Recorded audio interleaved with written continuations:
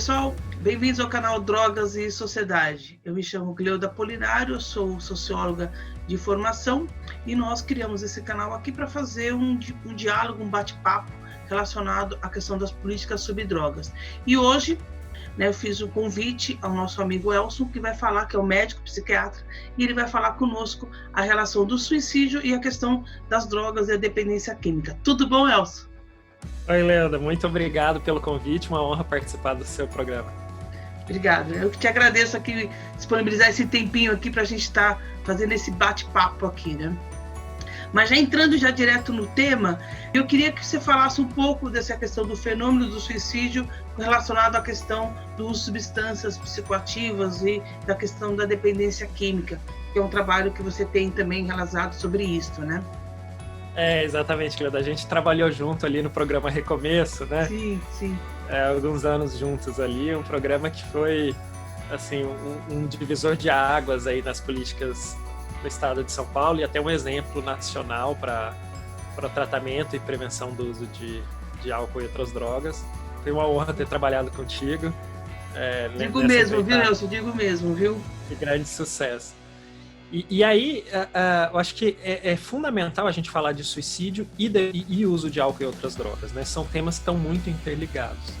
Tá. E aí, para a gente falar de suicídio, tem algumas questões que são importantes. Por exemplo, conceituar que suicídio é um grave problema de saúde pública, um grave problema de saúde pública. São quase 1 milhão de mortes por suicídio todos os anos no mundo. Se a gente for botar na ponta do lápis, é uma morte a cada 40 segundos. É muita coisa, gente, né? E fica mais grave ainda se a gente pensar que cada suicídio é uma morte que poderia ter sido evitada. Suicídio é uma morte prevenível. E eu acho que isso deixa mais grave. Isso quer dizer que nós, enquanto sociedade, nós falhamos em proteger essas pessoas. Eu ressalto isso porque, às vezes, a gente fala que é uma morte que poderia ter sido evitada, a família fica com a culpa, né? Poxa, eu perdi um ente querido, quer dizer que eu falhei, eu devia ter evitado. Não é a pessoa, não é a família. Somos nós enquanto sociedade. Como é que a gente cobra da família se os equipamentos de saúde mental não são suficientes para atender a população? A gente tem um equipamento de saúde mental que são capazes de atender menos em São Paulo, que é uma cidade mais rica do país, menos de 30% da população que precisa. Como é que você põe a culpa na família, né? Não dá, né? Como é que você põe a culpa na família se a sociedade tem tanto preconceito assim de falar sobre problemas de saúde mental?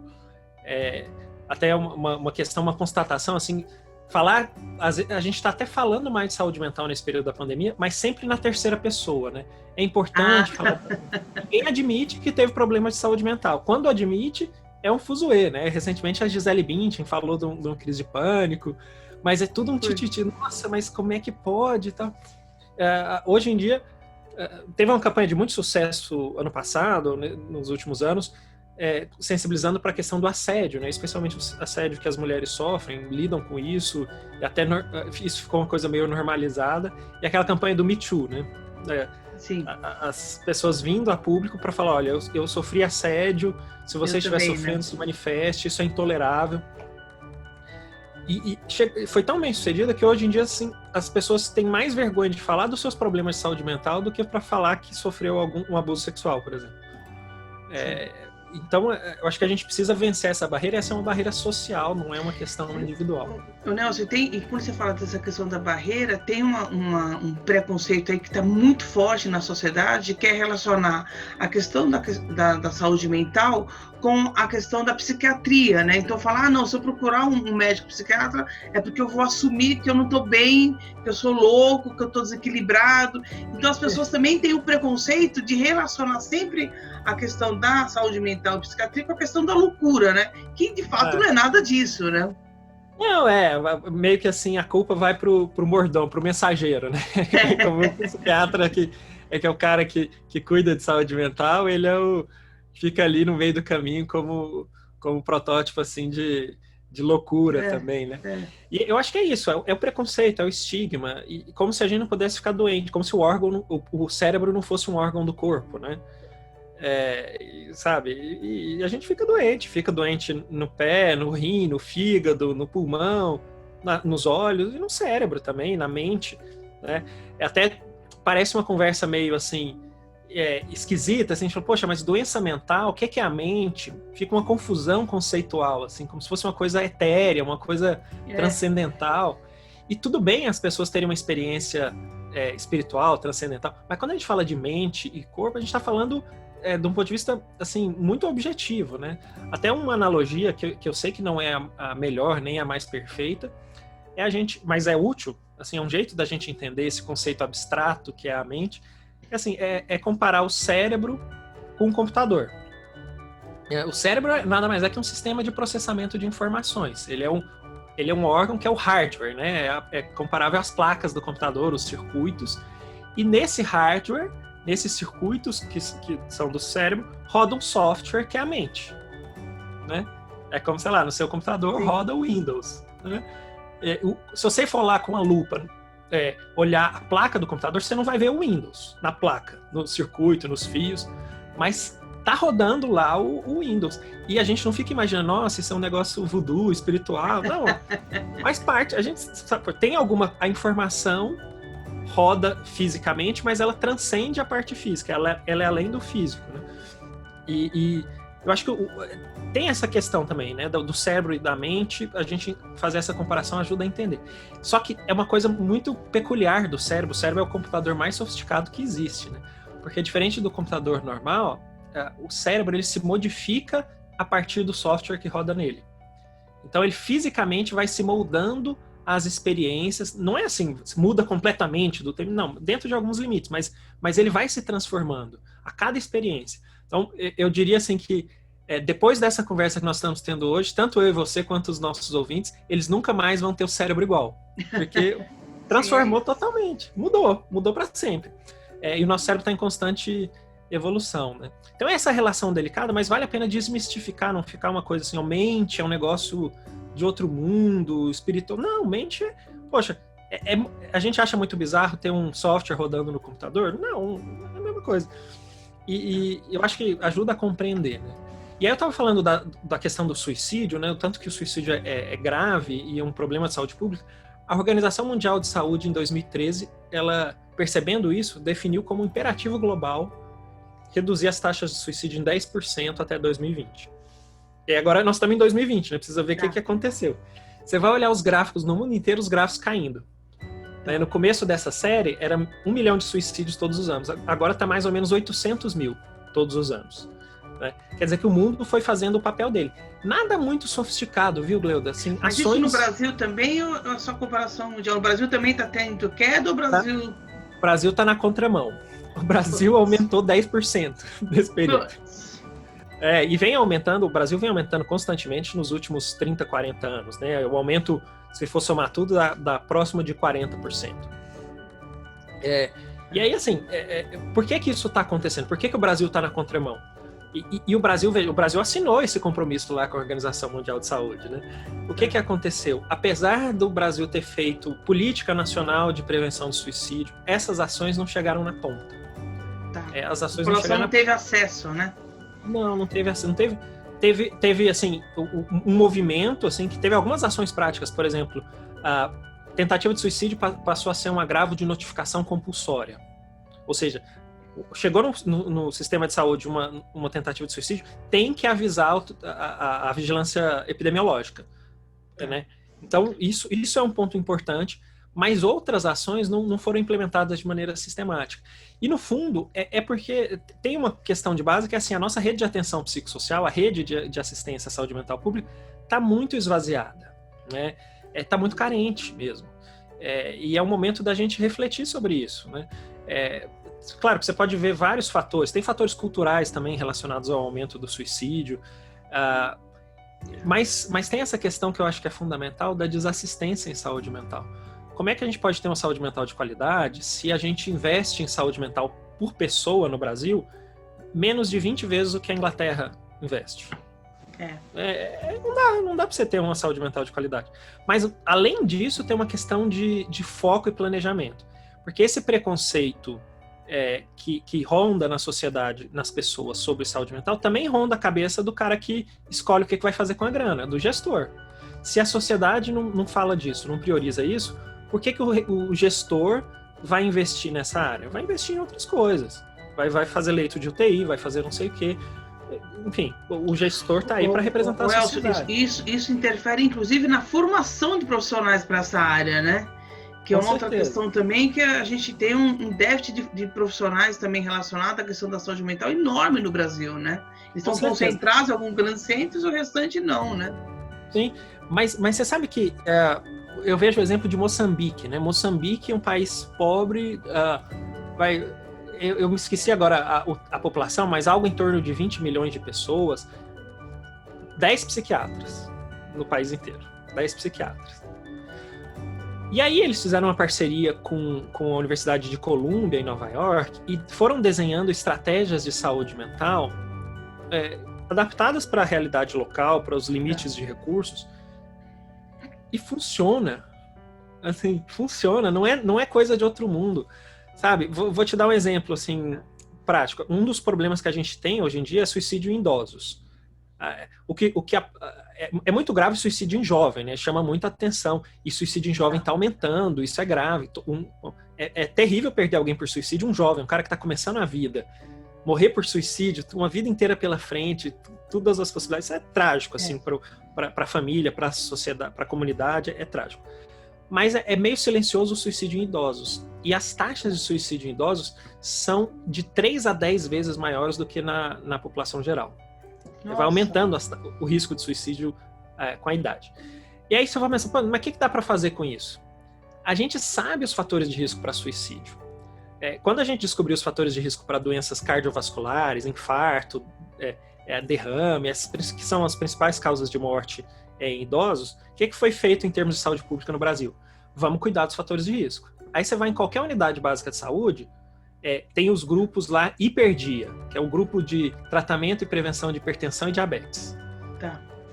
Que assim, a unidade básica de saúde recebe mais por isso, é qualificada. Como você tem que ter esse grupo lá, né? Então...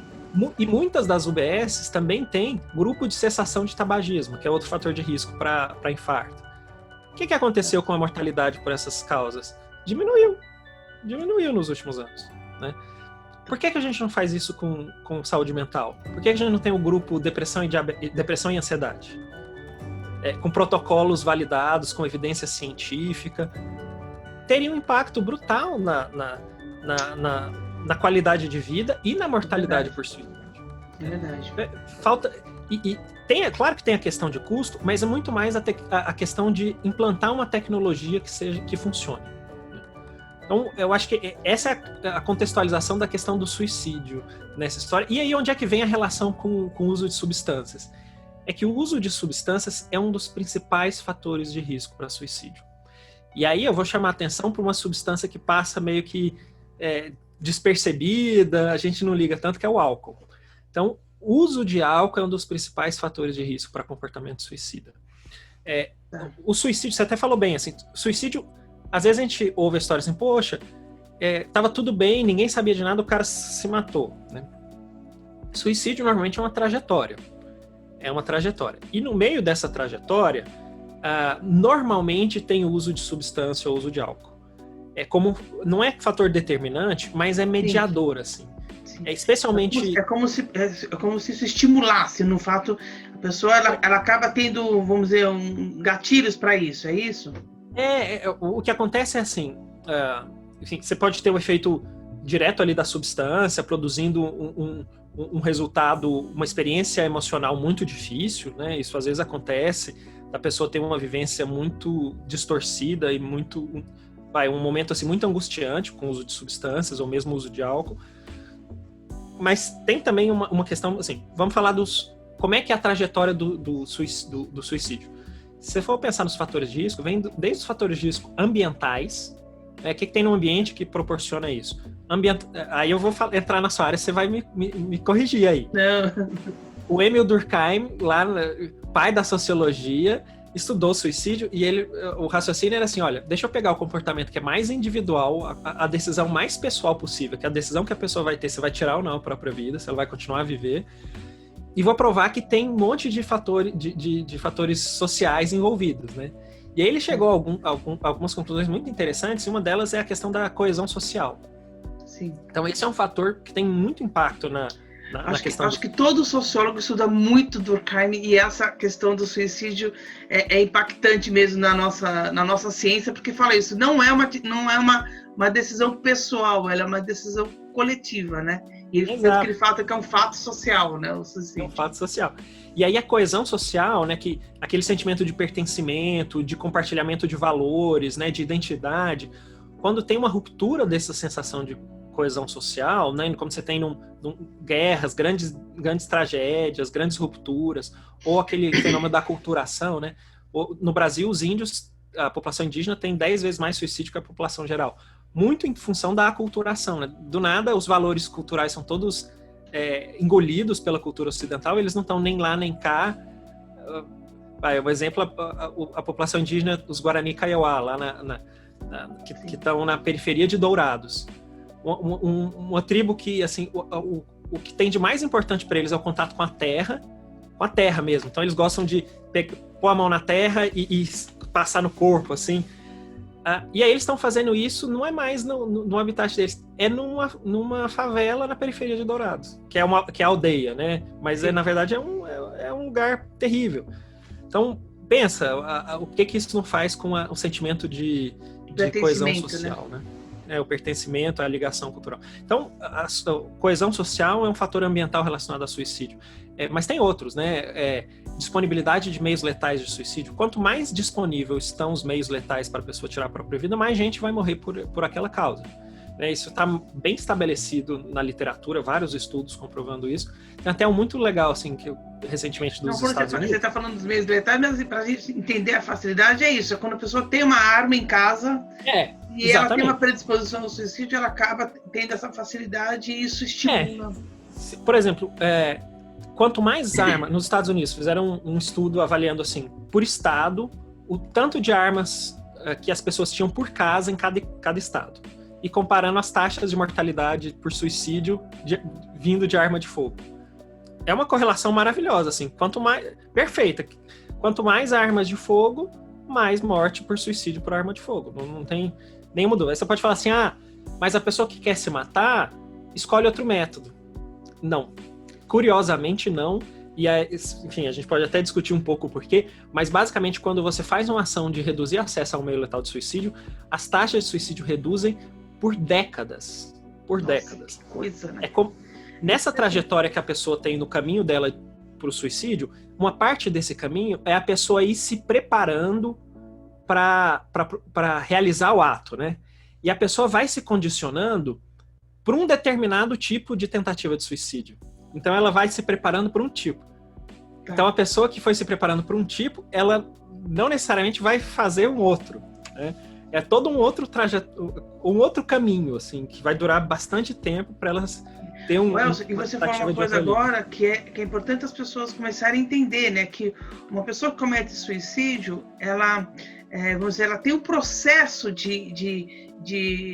tem um processo de vivência para se preparar para o suicídio. Não é uma coisa, vamos dizer, quem vai cometer o suicídio fala, de uma hora para outra ele cometeu o suicídio. Não, ele passou por um processo, né, inclusive em qualquer forma de suicídio, mas ele passa por vamos dizer assim, essas questões sociais, essas questões familiares, essas questões pessoais, ele vai assimilando isso e transformando isso num ato que futuramente ele acaba promovendo e provocando a própria vida, né? Então, isso é importante, porque as pessoas falam, não, mas ontem ele estava bem, conversando com a gente e tal, mas ele já está com aquela questão do suicídio e se preparando, inclusive tem gente que prepara dias e horas, né?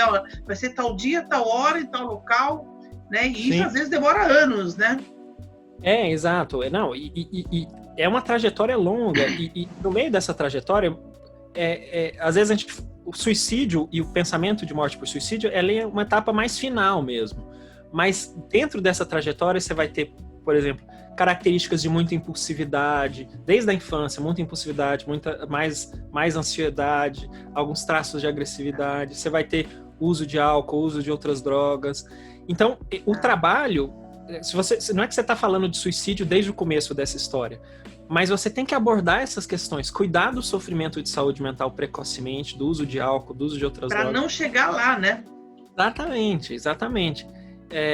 E aí, suicídio é mais comum em homens, né? Mulheres têm mais depressão mas homens morrem mais por suicídio. E uma das questões é assim, o homem, ele procura muito menos ajuda do que a mulher. Isso é um viés também. O homem, alguma coisa cultural e tudo, tem assim, não, eu não tenho que resolver sozinho.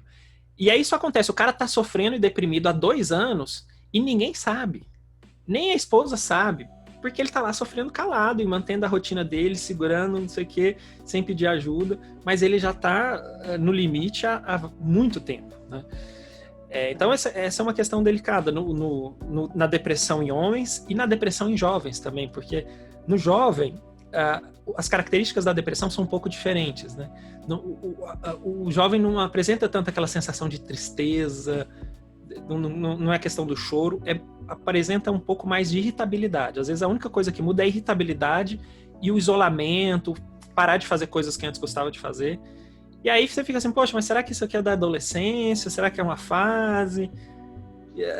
E o jovem também não tá tendo aquela experiência que é difícil mesmo. Assim, quando a gente tem um quadro de depressão, é uma coisa delicada. Eu tô meio filosófico hoje, né? Mas tá bom, mas tá ótimo. O ser humano, ele raciocina indutivamente. O que eu quero dizer com isso? É que ele pega as experiências que ele já teve e fala, acho que o próximo instante vai ser mais ou menos parecido com o que eu já experimentei até hoje. Sei lá, todos os dias da minha vida, o sol nasceu no dia seguinte. Então eu suponho que amanhã vai nascer o sol de novo, né? É o raciocínio indutivo. E aí, para questões de problemas de saúde, isso é muito delicado, porque você fala assim, a vida inteira eu lidei bem com as emoções, eu enfrentei todas as dificuldades, meu pai morreu, a mãe morreu, sei lá, tragédia aconteceu e eu aguentei firme, sempre me virei. Então, no raciocínio indutivo, no momento seguinte vai acontecer alguma coisa, eu vou me virar. Mas se você tiver um problema de saúde que você não tinha antes, como depressão, mudou tudo, é outra história. E aí, até cair essa ficha e você conseguir reconhecer que você está numa situação totalmente diferente, vai um tempo, assim, a pessoa... E cada um tem uma capacidade de percepção diferente do outro, mas até a gente se dar conta, isso aqui mudou tudo. Eu estou em outro lugar totalmente diferente do que eu já estive a minha vida inteira, né? Uma brincadeira nessa coisa do pensamento indutivo é assim, né? Dizem que é um famoso caso de últimas palavras, que a pessoa disse assim, né? Do lado de um vulcão, falou assim, esse vulcão nunca entrou em erupção. Pode entrar, né? Aí foi o famoso caso de últimas palavras, né? E a experiência de adoecimento, mas não só na doença mental, mesmo na doença física, assim, uma pessoa que nunca teve pressão alta e começa a ter pressão alta, tem uma coisa assim de entender que mudou tudo. Que putz, tá bom, a vida inteira não foi assim, mas agora mudou. E às vezes esse processo de assimilar isso também demora um pouco também, né? Às vezes a pessoa nem percebe, ela tá passando por essa situação, né? E não reconhece que tá passando por isso, porque nunca vivenciou, né? Então fala, não é isso, não tô deprimido, né? Não tenho esse problema, não tô angustiado, e tá, né? Exato. E tem pessoas que têm mais contato. Uma outra coisa que eu gosto de falar é assim, o cérebro e a mente não vieram com manual de instruções. E as emoções também não. Eu diria que a maior parte das pessoas lida mal com as emoções. Eu tenho raiva das pessoas que já nascem sabendo lidar bem com as emoções. Existem essas pessoas, mas eu tenho raiva. Não respeito, odeio Existe, essas pessoas. Odeio essas pessoas. Né? Eu odeio. Tenho raiva delas. Eu tô aqui ralando a vida inteira, fazendo análise, não sei quantos anos, quantas vezes por semana, ainda tô engatinhando, estudo essas coisas. E aí vem o cidadão e já é bom de emoções desde o nascimento. É raro, mas tem. Mas a regra é ser muito difícil lidar com as emoções. E aí, tudo bem quando você lidar mal com as emoções, sei lá, 500 anos atrás, quando você convivia só com umas 40 pessoas ali do seu mundinho, ou então 3.000 anos atrás, 4.000 anos atrás, você vivia em bando ali de 40, 50 pessoas, você só precisava lidar com aquelas pessoas, com aquelas dificuldades. Hoje a gente interage com centenas de milhares de pessoas o tempo inteiro. É um custo emocional, de sobrecarga emocional muito grande, né? É uma nova realidade de demanda emocional que a gente não está preparado. se a gente não investir para fortalecer esse capital emocional, né, essa habilidade, essa musculatura emocional, a maior parte de nós se lasca. É isso. E você está falando uma questão da nossa interação. Vamos pensar aqui, inclusive na própria pandemia, né? A interação que a gente está tendo com o mundo dessa forma, né? Virtual, e as redes sociais acabam interferindo nisso. Mas, fazendo a correlação com a questão do uso de substância, ainda com os fatores da gente assimilar todo o processo de vivência comunitária e coletiva, e você ainda tem uma interferência de uma substância psicoativa, e você ainda tem uma predisposição à questão de outras comorbidades, ou depressão, alguma coisa assim, quer dizer, você coloca em risco muito mais a sua própria vida, né? Muito mais. O risco, uma pessoa que tem um quadro de dependência de álcool ou outras drogas tem uma chance de morrer por suicídio quase 20 vezes maior do que a população geral. E a chance de alguém com dependência de álcool ou outras drogas tentar se matar ao longo da vida é em torno de 50%. Então, é um fator de risco muito importante. E é interessante, assim, ele é um mediador nessa história. Às vezes a gente tem a fantasia, não sei se intuitivamente, né, antes de estudar, eu pensava assim, putz, muita gente, quando se mata, deve estar intoxicado, né? Não, sabe que os estudos não mostram isso?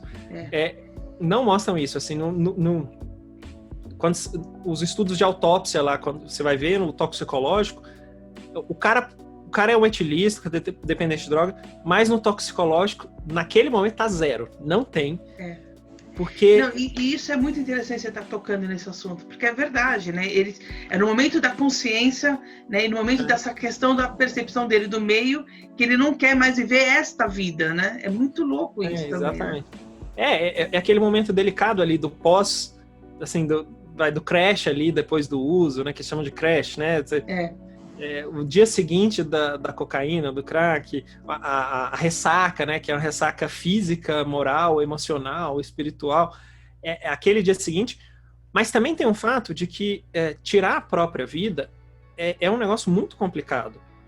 Pensa que o instinto de sobrevivência, o instinto pela vida, é um negócio assim, fundamental em toda espécie viva.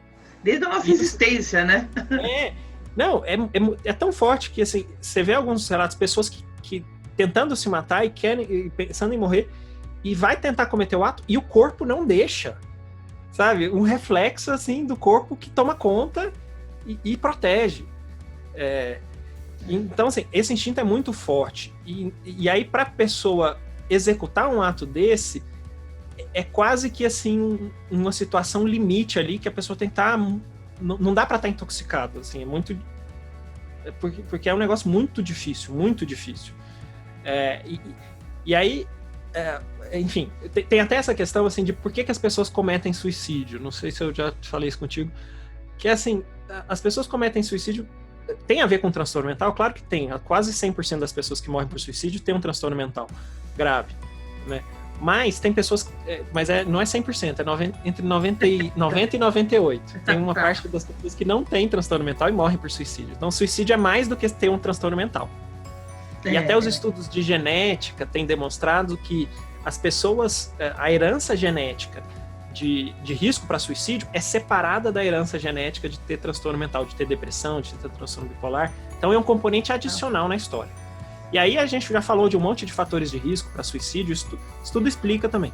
Mas é legal ter um modelo na cabeça que nos aproxima da vivência das pessoas, né? Então, um jeito de falar sobre por que as pessoas morrem por suicídio é falar assim, por que elas morrem por suicídio? Porque elas querem e porque elas conseguem. E por que uma pessoa desenvolve ao longo da vida o desejo de morrer por suicídio?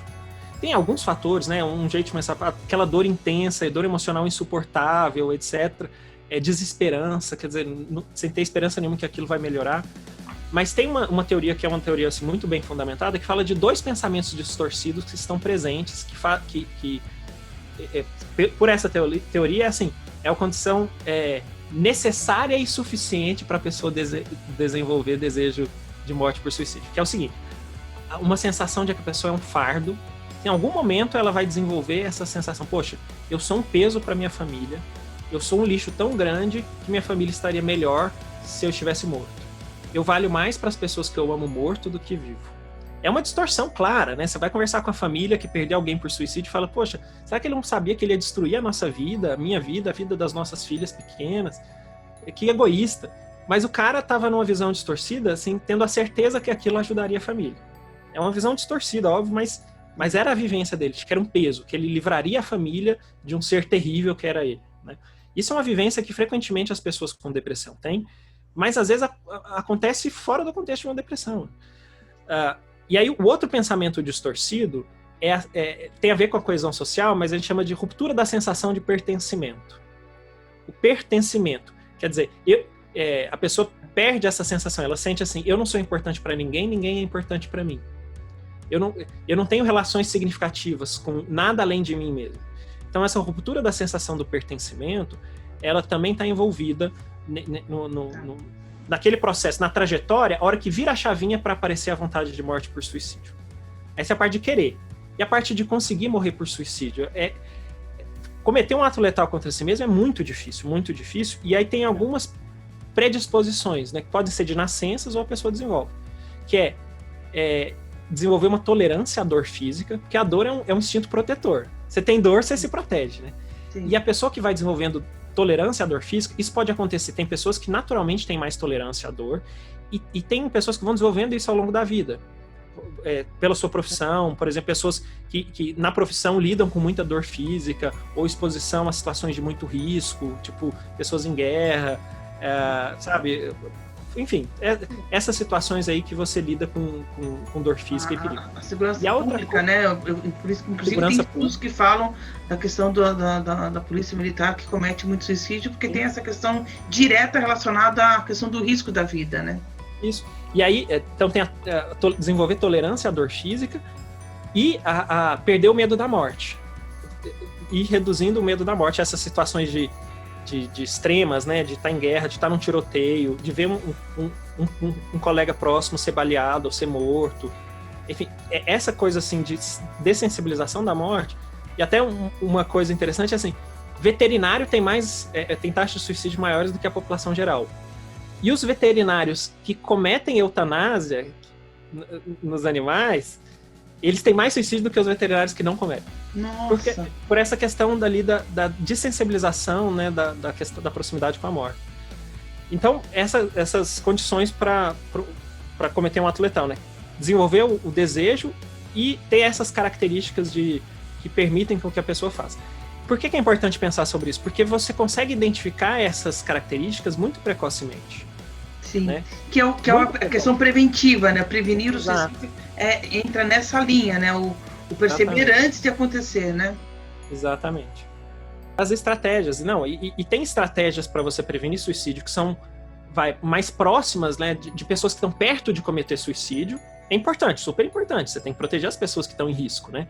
Agora tem estratégias que são mais amplas para a população geral. Por exemplo, se a gente simplesmente aumentar a disponibilidade de creches que são fundamentadas, tá? Se você tiver do 0 aos 3 anos um suporte adequado para a criança, você previne suicídio, você previne uso de drogas, você reduz prisões, sabe? Do 0 aos 3 anos, ter um ambiente estimulante, uma creche bacana, poxa, é mega protetor. É mega protetor. Isso é prevenção de suicídio. O que é prevenção de suicídio? Educação ampla em habilidades socioemocionais nas escolas. Até a professora Sheila Caetano e a professora Zila Sanches, lá da Unifesp, elas conduziram um estudo validando essa estratégia de treinamento de habilidades socioemocionais nas escolas para crianças pequenas. O impacto é gigantesco. E é barato. E as crianças adoram, assim.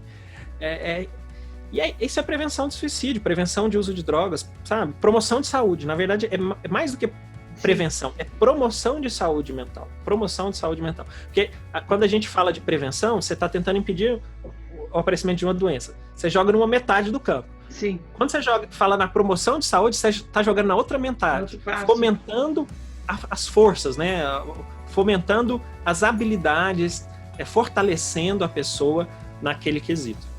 Há muitos casos e há muita dificuldade dos pais perceberem a questão dos adolescentes, né? Então, falar, minha fase adolescente é o momento da vida dele mesmo, eles ficam deprimidos, ficam angustiados, mas a gente percebe assim, essa questão da adolescência, os pais saberem lidar no momento que ele, como você falou, a dificuldade do adolescente de conseguir externar essa condição que ele tem, mas também tem uma dificuldade dos pais perceberem essa condição, né? E aí eu acho que seria interessante você dar algumas dicas para o pessoal que está aqui nos assistindo, né? Como que os pais devem lidar com a questão do adolescente, que ele começa a perceber essa mudança, não relacionada à sua questão de uso de substância, mas essa mudança do comportamento que pode levar a ele a querer ou pensar em ter atitudes suicidas, né? Eu acho que ficar atento a essas características que eu mencionei, assim, a pessoa tem muitas ideias de culpa, de que é um peso, de que é um fardo, de que é um lixo, de que não tem nada importante na vida, que vai um pouco na linha dessa coisa da sensação de que é um fardo e da perda do pertencimento, né? Isso, ficar atento a esses conteúdos, ficar atento a mudanças muito drásticas do comportamento, né? Então, uma criança que sempre gostou, por exemplo, de andar de skate ou de esporte, de repente não mexe com nada disso, só fica na cama. A questão da irritabilidade. Também em crianças e adolescentes, frequentemente a depressão aparece com sintomas físicos mais inespecíficos, muita dor de cabeça, muita dor no estômago, muito náusea, muito vômito, e aí faz o check-up, faz o exame, tá tudo normal.